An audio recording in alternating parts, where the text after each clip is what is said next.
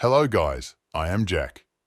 Today in this video, we will see how to change Google account password. So to do this, go to Setting and then click on See All Setting. At here, you see Account and Import tab. Just click on it and now you see Password Change Setting. Now click on Change Password.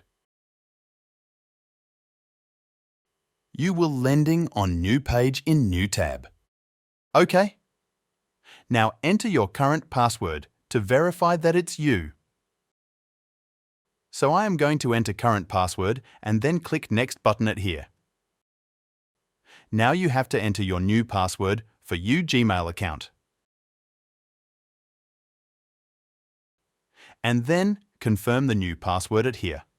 After enter password, just click on Change Password. As you see, new dialog box appear here. Box appear to showing that you will remain login with this Gmail on other devices. OK, now click on Change Password. It's done.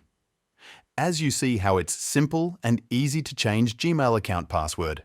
Thanks for watching this video.